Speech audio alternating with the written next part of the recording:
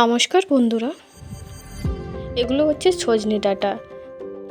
আনসিজনের সজনে ডাঁটা খাওয়ার মজাটাই কিন্তু আলাদা। এগুলো কোনো স্টোর থেকে কেনা সজনে ডাঁটা নয়, এগুলো সদ্য আমাদের গাছ থেকে পাড়া সজনে ডাঁটা।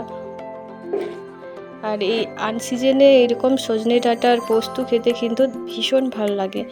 তো চলুন, আজকে আমি আপনাদেরকে সজনে ডাঁটার পোস্ত কীভাবে রান্না করা হয় সেটাই শেয়ার করতে যাচ্ছি। এর জন্য প্রথমে আমি সজনে ডাঁটাগুলোকে এভাবে ছোট ছোট করে কেটে নিয়েছি। আর এখানে আমি দুটো আলু নিয়েছি মাঝারি সাইজের, এগুলোকে আমি ছুলে ভালো করে কেটে সজনে ডাঁটা আর আলুগুলোকে ভালো করে পরিষ্কার জলে ধুয়ে আমি কড়াইয়ে দিয়ে দেবো সেদ্ধ হওয়ার জন্য।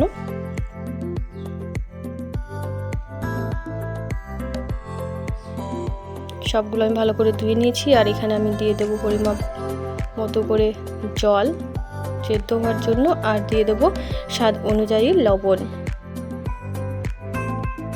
আর গ্যাসের উনুনটা জ্বালিয়ে ঢাকা দিয়ে আমি সেদ্ধ করে নেব ভালো করে। এই দেখুন, আমার আলু আর ডাঁটাগুলো সব সেদ্ধ হয়ে গেছে ভালো করে। এরপর আমি এটার জন্য পোস্তটা বেটে নেব। তার জন্য আমি এখানে পোস্ত নিয়েছি প্রায় 25 গ্রামের মতো। ওই পোস্তটা ভালো করে আমি শিল বাটা দিয়ে বেটে নেব। চাইলে আপনারা মিক্সি জারেও এটা বেটে নিতে পারেন। এরপর আমি গ্যাসের উনুনে একটা কড়াই চাপিয়ে দিয়েছি। কড়াইটা বেশ ভালো করে গরম করে আমি তাতে দিয়ে দেব কিছুটা সরষের তেল।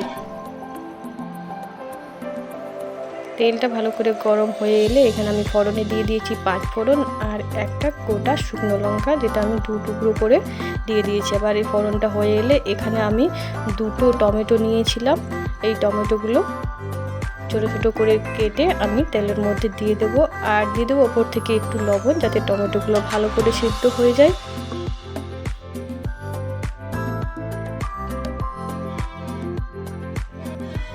লবণটা দিয়ে ভালো করে নাড়াচাড়া করে আমি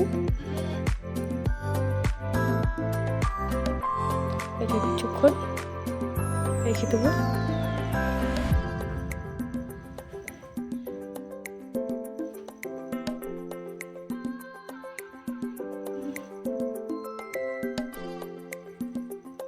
এই দেখুন, টমেটোগুলো আমার খুব সুন্দরভাবে সিদ্ধ হয়ে গেছে। এরপর সেদ্ধ করে রাখা সজনে ডাঁটা ও আলুগুলো আমি দিয়ে দেবো এই টমেটোর মধ্যে, আর এটা ভালো করে নাড়াচাড়া করে নেব।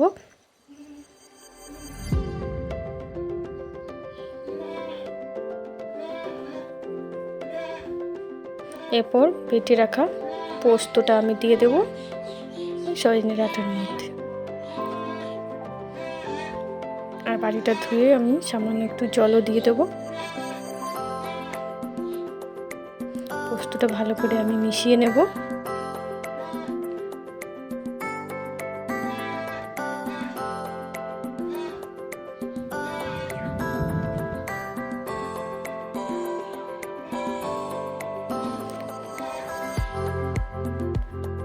আর একটু উপর থেকে আমি লবণ দিয়ে দেবো।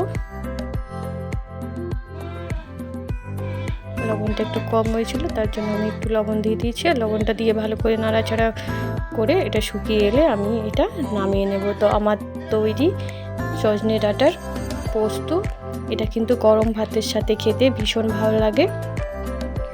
তো নমস্কার, সবাই ভালো থাকবেন। দেখা হবে আবারও পরবর্তী ভিডিও নিয়ে।